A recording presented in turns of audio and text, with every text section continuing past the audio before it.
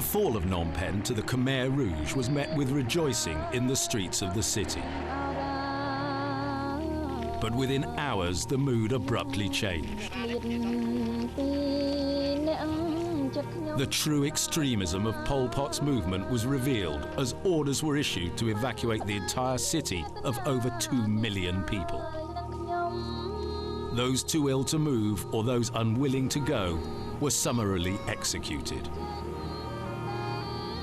Within weeks, only 10,000 key factory workers, soldiers and officials remained.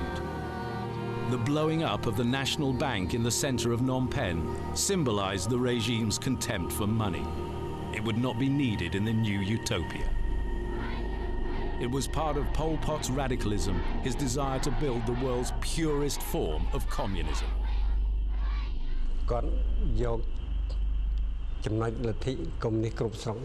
He picked the best bits of Chinese communism, the best Vietnamese communist ideas, and a little bit from France. He said that they did not apply communism properly 100%. For one example, he evacuated the people to the rural areas, and two, he eliminated money. That was to avoid corruption. In this regime, even Pol Pot's family were not spared the evacuation. Yes, I was shocked and surprised and very angry. We thought that the evacuation of the population was for peace, but instead it led to people being killed. Not that the family knew who was responsible. Such was the paranoia and secrecy surrounding the regime that it would be years before most Cambodians knew who their rulers were. The government went under the sinister title of Angkar, the organization. Pol Pot himself was equally mysterious, hiding his role and his identity under his new name. Incredibly, it was only by chance and right at the end of the regime that his own brother discovered who was in charge of the government.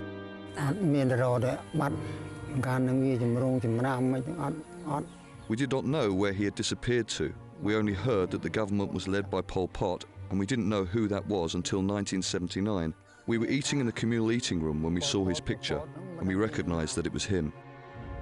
The evacuated former city dwellers were rapidly put to use, working on agricultural communes. It was a radical experiment in which the country would be purified, starting again from year zero. Not just money and city dwelling were abolished, but also markets, schools, hospitals, religion and private property. At the heart of everything was rice production and the rural poor. We believed that development should start in the rural areas because there was a lot of land, millions and millions of hectares, and more than 90% of the manpower was there. But the methods used were vicious and counterproductive. The first 5-year plan sought to triple rice production without modern tools or methods. Using malnourished slave labor, living in pitiful conditions on massive collective farms, it was a disaster, with many tens of thousands dying of starvation and overwork. Those seen as being disloyal, not hard-working enough, or guilty of such minor offenses as hunting rats for food could be taken away and murdered. There's little doubt that the plan, its brutality and its failures owed much to Pol Pot.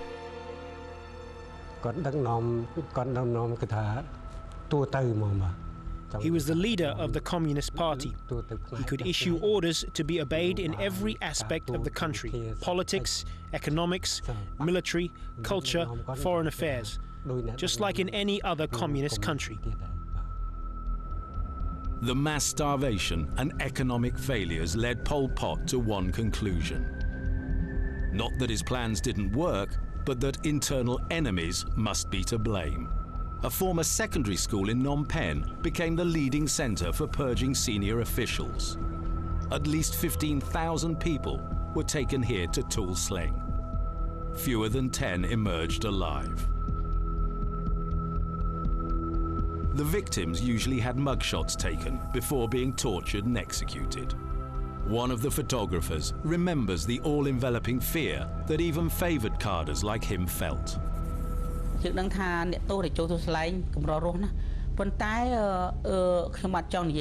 prisoners rarely came out alive from tool slaying, but even our lives belonged to the organization as well. We knew what was wrong, what was right, but could not say anything. It was the organisation who made the decisions. It could do anything.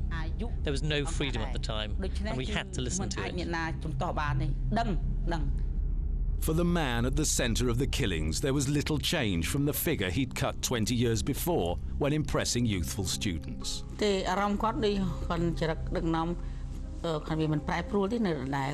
always had the same character. There wasn't much change. He was always strong, stable, calm. I never saw him lose his temper. Even if he wanted to kill someone, he still looked happy. It was in stark contrast to the behaviour of his wife. She'd shown signs of increasing mental illness since the early 1970s, obsessed with fears that the Vietnamese were trying to kill her. She and her husband now rarely met. But Pol Pot did share one thing with his wife, a hatred of the Vietnamese. Still resentful at having been treated as a junior partner by the Viet Cong, he ordered the army to attack Vietnam. Knowing his troops were completely outnumbered, he declared that as long as each killed 30 Vietnamese soldiers, they would win the war. On Christmas Day 1978, the Vietnamese struck back. Within 2 weeks, the Khmer Rouge regime collapsed. Pol Pot had been in power 3 years, 8 months and 20 days. He'd practically destroyed the country's social and economic fabric and left up to a quarter of the population dead. In later years, Pol Pot, according to one of his private secretaries, expressed few regrets for his part in the destruction of Cambodia, instead blaming the people. He said that there might be one big mistake that he had made. He relied mostly on the poor peasant.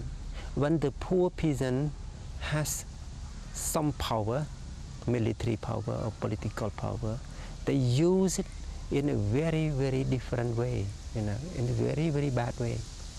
And that is very, very dangerous.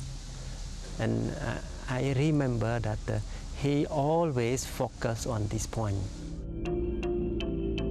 But the Vietnamese invasion wasn't the end of Pol Pot and the Khmer Rouge. Even while the bones of the killing fields continued to be unearthed in their hundreds of thousands, the politics of the Cold War saved him from retribution. China didn't want its old ally captured and tried, while the Americans saw the Khmer Rouge guerrillas in northern Cambodia as a useful tool to tie the Vietnamese down. For the next 18 years, Pol Pot lived once again in the jungle, his army continuing to fight a determined and brutal war. But the withdrawal of Hanoi's troops in 1989 and the Paris Peace Conference that followed signaled the beginning of the end for Pol Pot and the Khmer Rouge as a serious political force.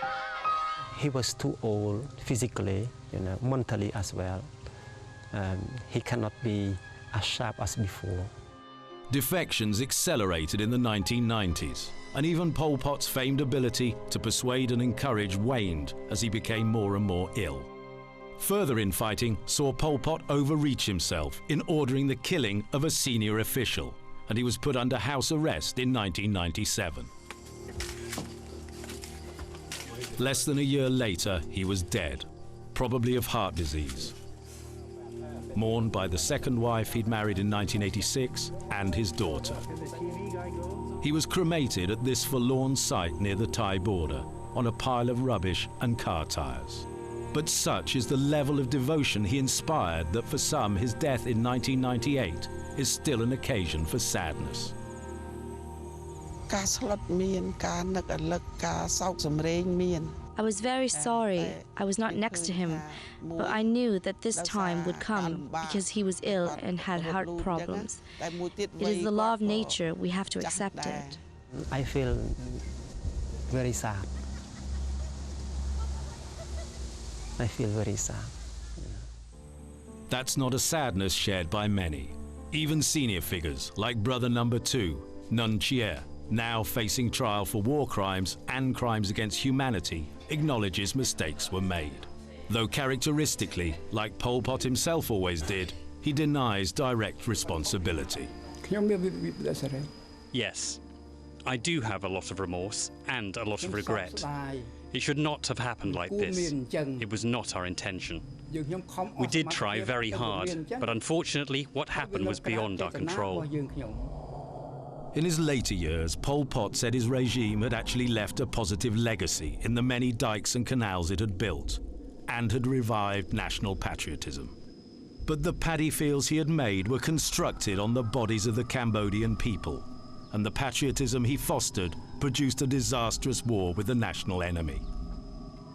The truth is, he came closer to destroying his country than anyone else, both economically and spiritually.